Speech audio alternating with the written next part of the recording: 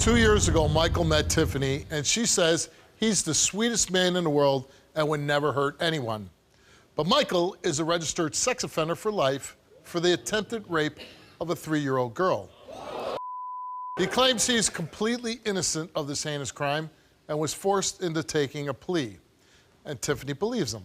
She wants him to pass his lie detector test so she can get married and have children without anyone judging him for being a sex offender. Take a look. When I first met Michael, I fell really in love with him. He was really sweet, he was really kind, he was really lovable, and he was honest with me right away, and he told me he was a sex offender.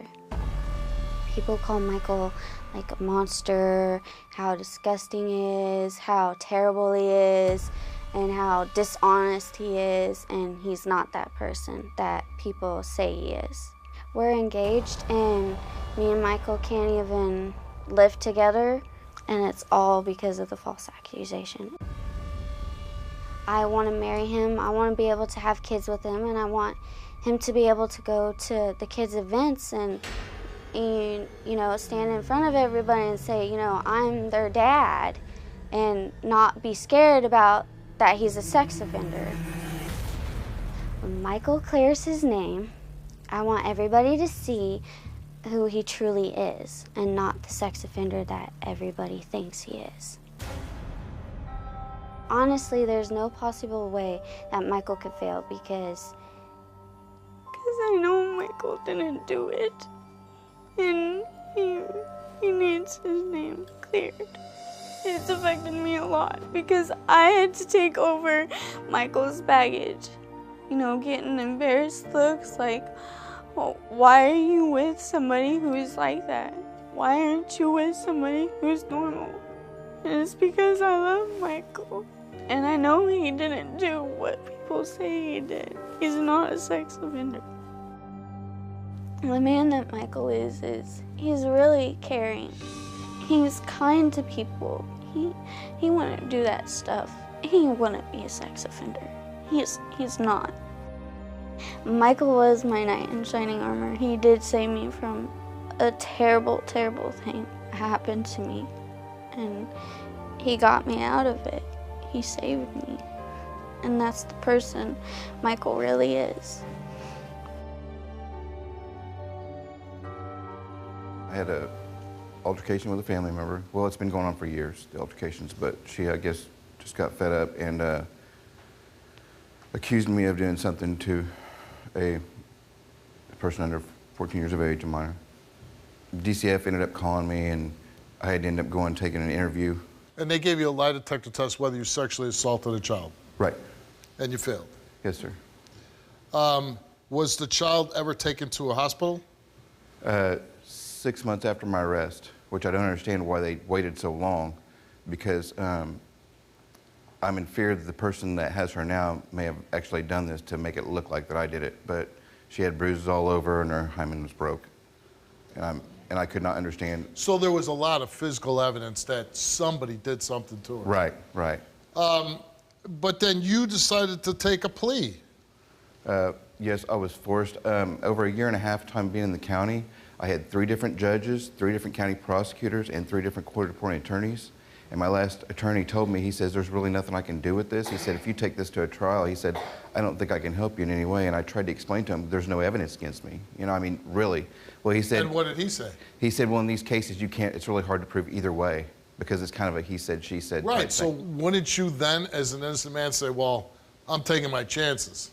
That's what I told him, and they said I might even have to sit there longer. You know, they was not going to give me a trial. They pretty much already had it set up that I was not getting that because. Well, you eventually have to get a trial. That's what I thought too, but the judge came in and kind of, it was all recorded too. He was very rough with me, and he said, you know, I'm going to make sure you don't ever see your kids again, and he said, you have to take a plea. And so I was so scared. I'll take 7 years. Yes, sir. I didn't want to do it. They just said there was no way around it. That's what they told me. There's no way around it. That's right. You know, I'm amazing how all these guys come on my show and every attorney's telling them there's no way around it. You have to take the deal. And they're like, okay. See me, I'd be like, no, I ain't taking it. What's it like to be a registered sex offender now that you're out of prison? It's very hard to deal with. It's embarrassing. They have one certain office you have to go to in the sheriff's department, and of course, when you go sit down and wait for your turn, everybody knows what you're there for, you know. And it's just it's been very hard to cope with, deal with. I still don't sleep right. So my question is, why are you dating this young girl? Because we fell in love. 25 years is a huge difference in age. I agree. It is. And then here you are with your, you know, luggage, baggage that you're bringing into the relationship. And she's a young girl who's just starting out in life, and you're kind of putting a big brick on her ass, right? Kind of, yeah. No matter what you say, like she's saying, oh, I want him to prove so he can be around kids, and nobody looks at him that way. And but nothing's going to change that. So why would you do that to a young girl who has her whole life ahead of her, to have her go through the grind of being with a registered sex offender? Because we just really, I mean, we were like best friends. We like being around each other. All right, let's meet. She's your girlfriend, she's what? She's basically my wife. She's basically your wife. Let's meet her, Tiffany.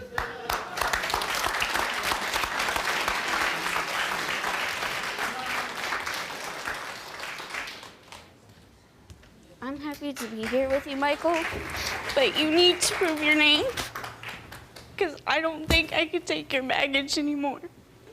You know how half of my family does not like it. Yeah.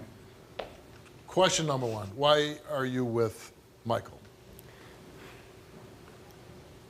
Because I love him, and I know he cares about me, and I know he, you know, tries to take care of me and tries to help me through some tough times. And there's nobody, no male in their 20s that could do that for you? My point is, why are you dating a guy that's an ex-con who's 25 years older than you? To be honest, I don't know. Maybe because I love him. I know you say you love him, but you know that life's going to be tough just by being with him. Yeah. And you're willing to just grind it out day after day, year after year. I'll do anything for somebody I love and I care about. You'll do anything. Mm-hmm. Would you always tell that person the truth? Yeah. Would you expect that person always to tell you the truth? Yeah. Yeah. Have you told her the truth about your whole situation? Yes, sir. Okay. Have you ever seen my show before? Yes, I have. I'm actually a big fan of yours. Oh, thank you. Have you ever noticed that we've done this exact story before? Yeah. And I don't know if it's ever turned out good. Maybe once, I do remember, right? Yeah, I do remember one guy, it turned out pretty good. But most of the time, it's not good. Because most guys aren't going to sacrifice a decade of freedom for something they didn't do. And prison is no walk in the park. So if you didn't do anything, wouldn't you roll the dice and say, no way, I'm gonna take my chance because I didn't do anything, I wanna go to trial. Mm-hmm. So now, he's convicted, right? Mm-hmm. He did his time. Mm-hmm. Our society has deemed him that he's paid his price for the crime that he committed, right? Mm-hmm. So he gets a chance to go on and live his life. Mm-hmm. But it comes with a lot of conditions because of the crime he committed.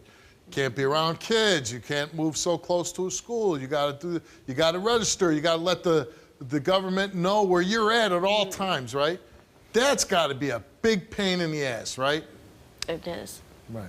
And then everybody says, hey, you're dating a sex offender. Yeah. And what do you say about that? When they say, hey, you know, like your mom, oh, you know, what are you doing with this sex offender? What do you say? And it can't be just, I love him. Sometimes it's embarrassing. It's embarrassing. And it's hurtful. What if he's lied to you the whole time? That he did do this? I'm sorry to say it, but go back home. Go back home. Because I'm told by my producers that you want to marry him and have kids. I do. And that's really rolling the dice, right? I know. Somebody that, you know, harmed a child, a little child. So you were charged with 1 count attempted rape, sexual intercourse with a child less than 14, 2 counts of attempted aggravated sexual battery. Wait. And you said, I'm guilty. No, I didn't. Well, you had to say it in court.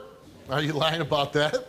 That's what I remember. The judge had to say, hey, you understand that you're... Well, yeah. And you said yes. Yes, sir. Okay, so you pled guilty. Because the Basically, judge yeah. said you understand what you're pleading to. Right. Yes, You sir. took a plea deal. Yes. All right. Michael comes here because he wants to prove to... Whose idea was it to come on the show? Mine. Yours. Kind of thought that. Michael came here and took a lie detector test. We asked him, did you ever do anything sexual with the child in question? He answered no. Did you commit any of the sex crimes that you were charged with? He answered no. The results came back the same to each question, and it came back that Michael did not tell the truth.